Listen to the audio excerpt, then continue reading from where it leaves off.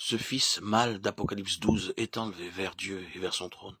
Celui qui vaincra, je le ferai asseoir avec moi sur mon trône. Telle est la position du vainqueur.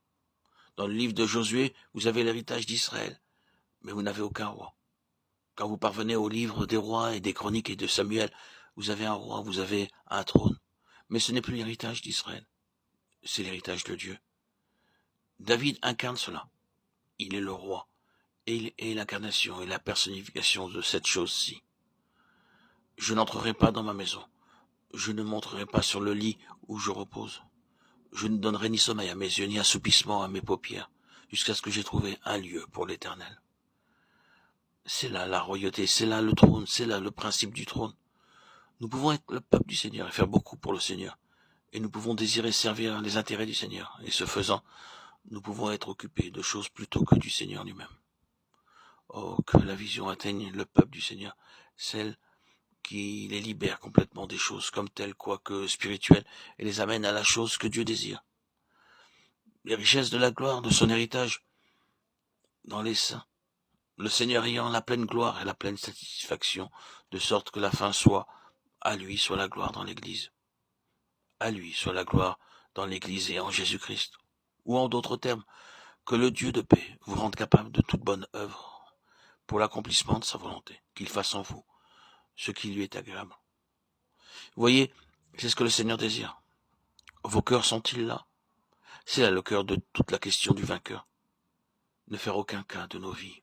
Et ce, jusqu'à la mort, peut représenter n'importe qui ou plus d'une centaine ou d'un millier de choses. Détachons-nous du martyr au sens littéral comme la seule interprétation de cela.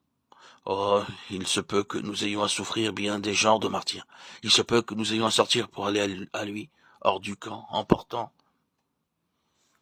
son opprobre. Il se peut que nous ayons à souffrir d'être représentés sous un faux jour, d'être interprétés de façon erronée. Il se peut que nous ayons à souffrir l'ostracisme et toutes sortes de choses pour que le Seigneur ait sa pensée la plus pleine. Tout cela est également le sentier du vainqueur.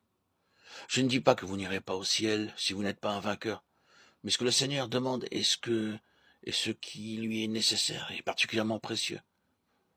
Le vainqueur qui lui procure sa propre satisfaction, qui réponde à ce à quoi son cœur a été attaché et a aspiré de toute éternité, venant en ligne avec son héritage. C'est la raison pour laquelle nous mettons l'autre passage de l'Épître aux Éphésiens en parallèle avec le premier, les richesses de la gloire de son héritage dans les saints.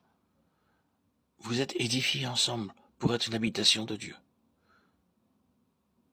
Le cœur de David aspirait à une habitation de Dieu, dans laquelle la gloire de Dieu pourrait être manifestée. Et ainsi, ce fut à cause de l'exercice du cœur de David que Salomon bâtit le temple. Et la glorieuse consommation est que la gloire de l'Éternel remplissait la maison de l'Éternel, de sorte que même les sacrificateurs ne pouvaient pas demeurer à l'intérieur du temple à cause de la gloire. Le Seigneur remplissait le lieu de sa propre gloire. Et l'homme n'y avait aucune place, pas même les serviteurs de l'Éternel. Nous sommes édifiés ensemble pour être une habitation de Dieu, afin qu'il possède les richesses de la gloire de son héritage dans les saints. C'est une question de cœur. Maintenant, si vous ne comprenez pas tout, si vous ne pouvez pas vous souvenir de tout, saisissez donc la clé de tout cela. La question finale quant au vainqueur peut être exprimée comme ceci. Cela touche tout. Je vais demander au Seigneur que tout ce qui est renfermé dans tout cela soit réellement introduit dans ma vie. Le cœur de la question est le suivant. Le Seigneur doit avoir tout ce qu'il désire et peut avoir en moi et à travers moi, quel qu'en soit le prix. Le Seigneur doit obtenir son héritage.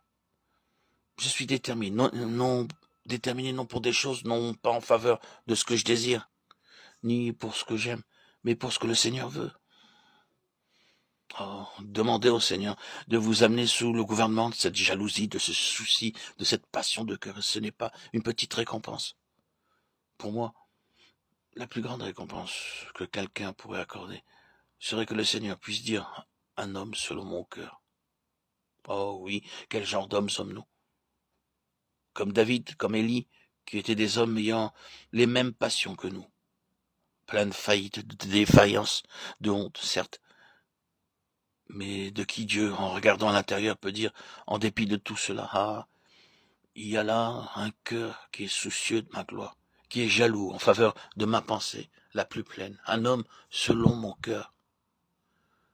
Je dis que c'est là toute la récompense que je désire. Savoir que le Seigneur puisse dire cela. Puisse-t-il en être ainsi de nous?